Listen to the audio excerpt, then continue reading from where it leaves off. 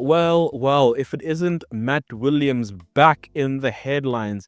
And this time he has come back even more personal and even more direct at the Springboks and at Rassie Erasmus. But this time specifically, he has called the 2021 British and Irish Lions series an abomination, and he has labeled the Springboks tactics as disgraceful. And once again, he has thrown Rassie Erasmus under the bus, not for a misconduct hearing or a press conference, but for daring to innovate and to dare to win.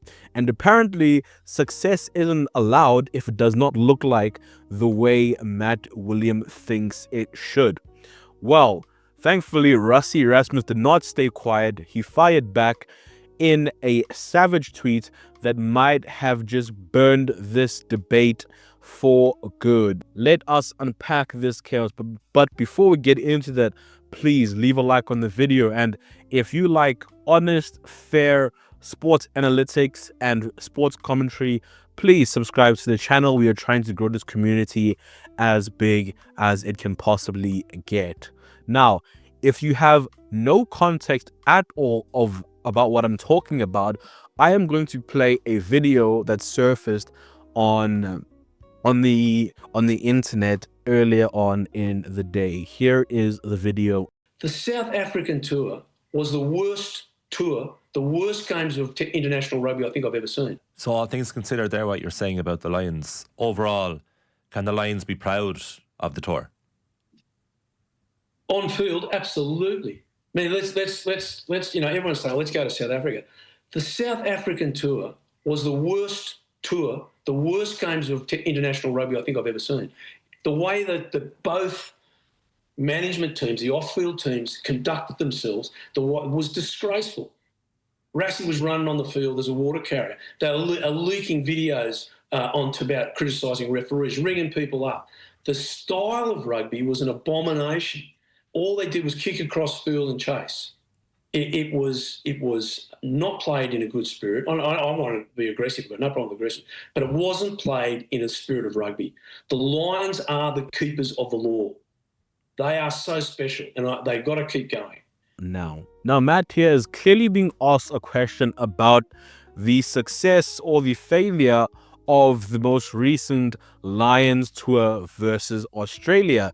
And for whatever reason, he cannot seem to keep the Springboks name out of his mouth.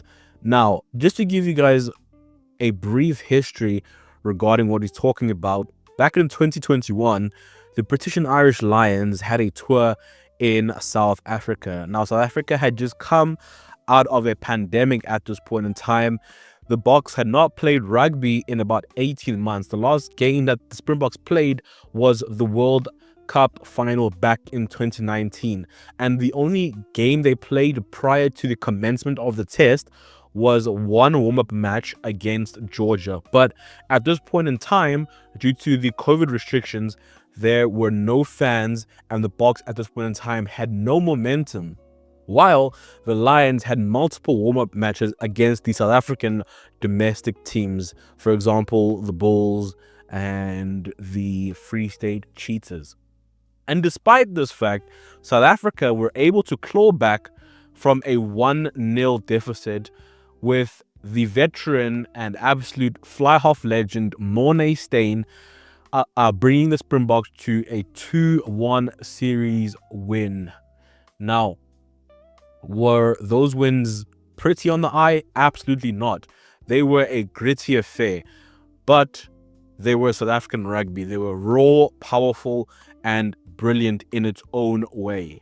Now, if you heard what I said earlier, the Springboks had not played a single warm-up game prior to the Georgia game. So the only brand of rugby that the Springboks had been used to was the way we played back in 2019.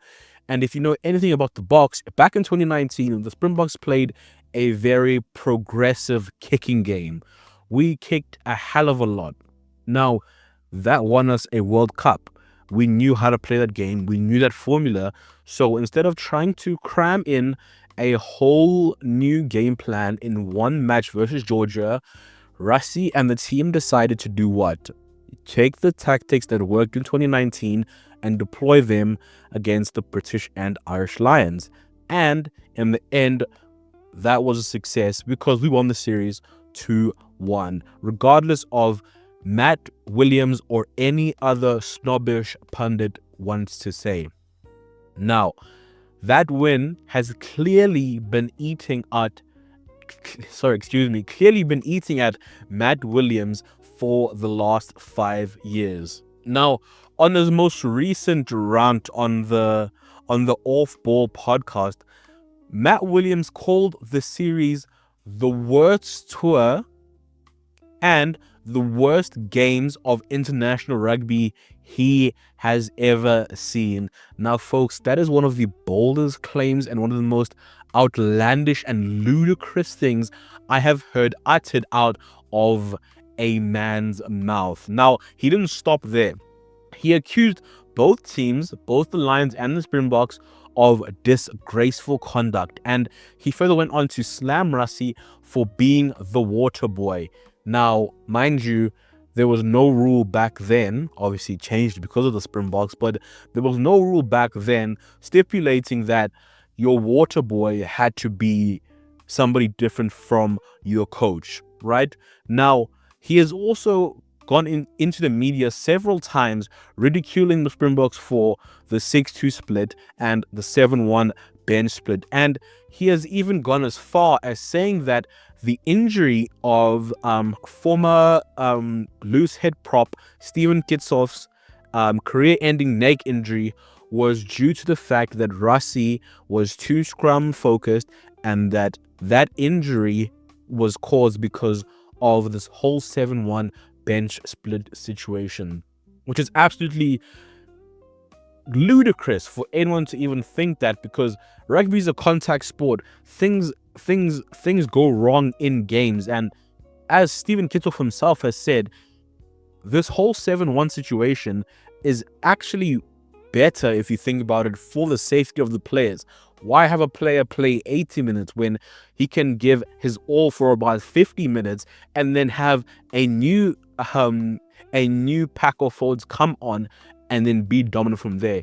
If anything, you're actually extending the shelf life of a player, but clearly not in Matt Williams' eyes. Now, at this point in time, Matt Williams isn't just critiquing style.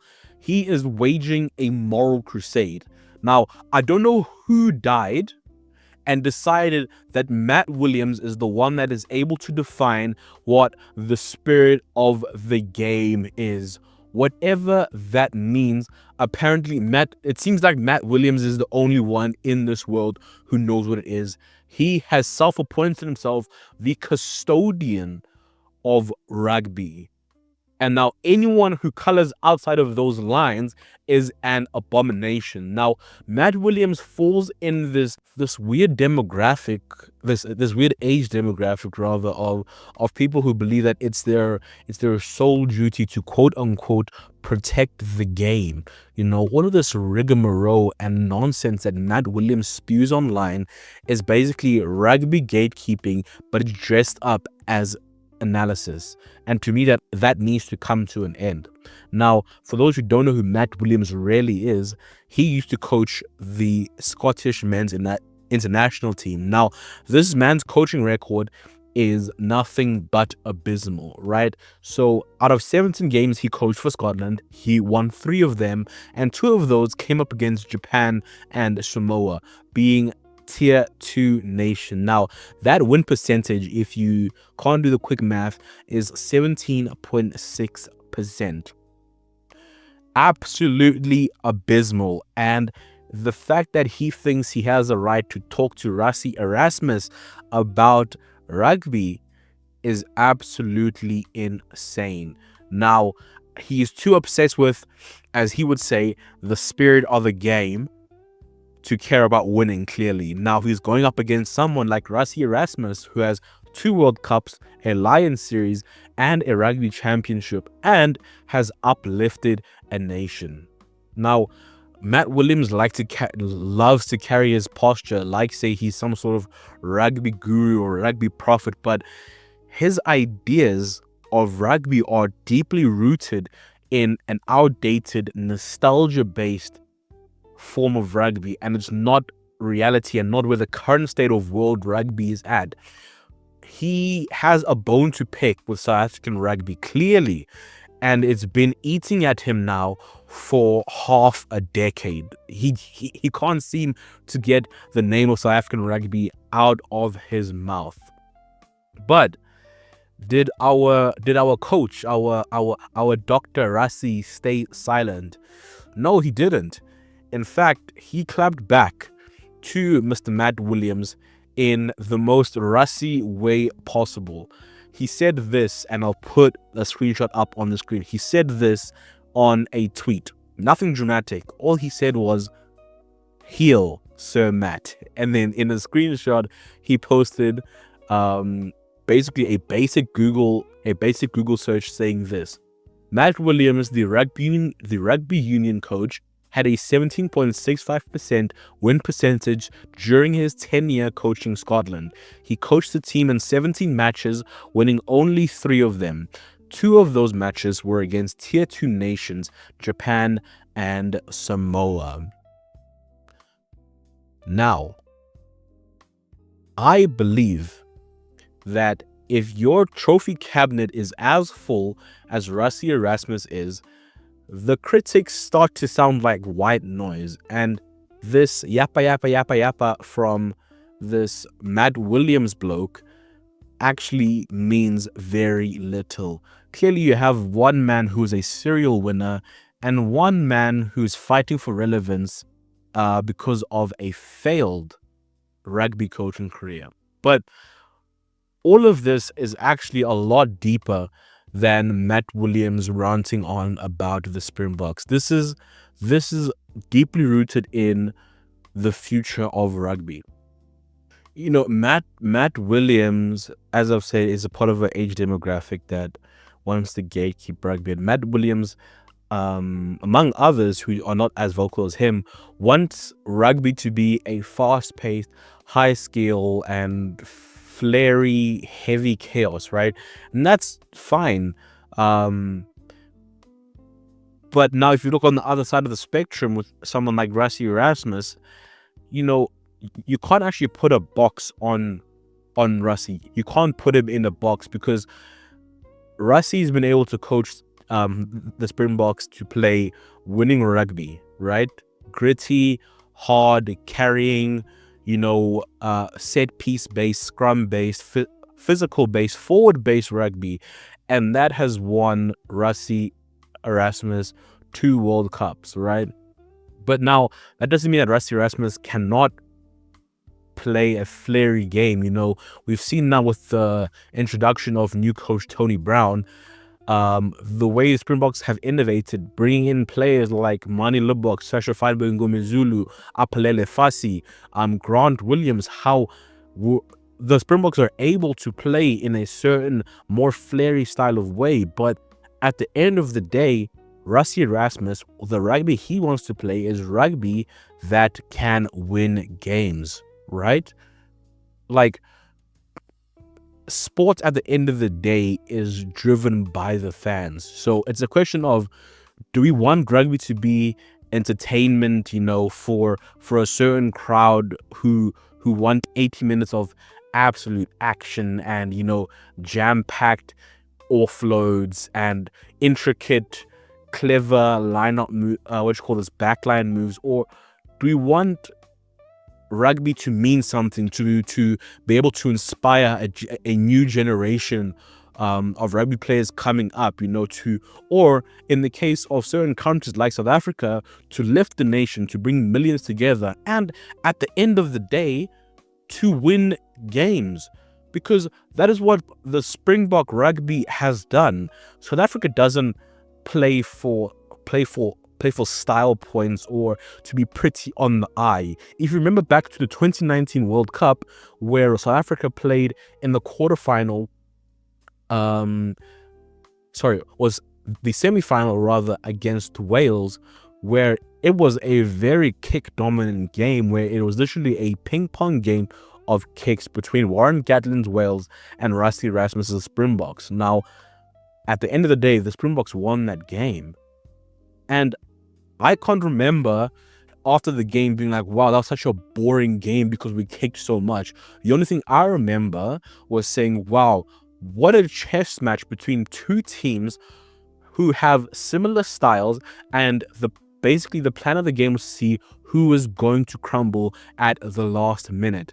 And all I could remember doing was screaming in triumph when Hunter Pollard knocked over 3 points to put us ahead of Wales.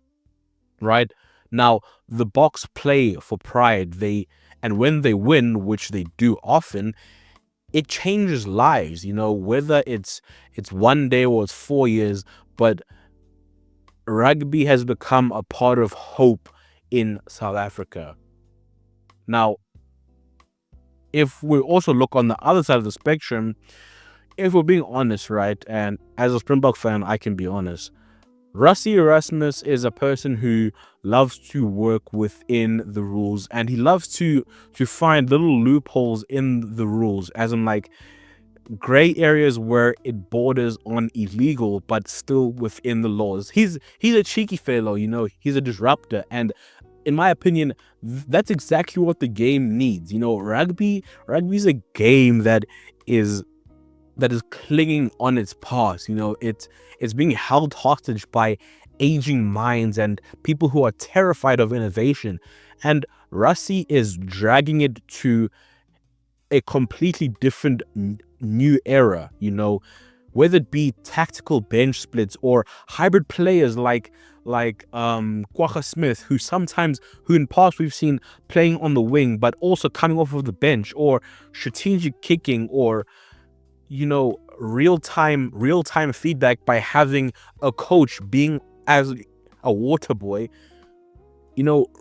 Rugby needs to evolve, and for the game to grow, it needs to evolve. This isn't just rugby anymore.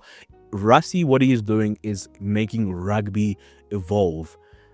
And whether that's what the purists like or not, that doesn't matter, because deep down, whether you're a South African hater or you're a South African lover, the fans absolutely love it. So here's my stance, right? Matt Williams, he is the rugby angry uncle at the braai who's grumbling that things were better in his day. But the truth is that those days are long and gone. And Rassie Erasmus, he is not just a coach, but he is a trailblazer and a 2-time world champion. So ask yourself, if the Lions had done exactly what the Springboks did in 2021, would Matt Williams be calling it an abomination, or would he be lighting candles at the altar of Andy Farrell? My inkling is that I believe Matt Williams would still be calling Andy Farrell's work fantastic. Now, let me know your thoughts in the comments. Is Rassie what rugby needs, or is Matt Williams just brave enough to say what the others are thinking?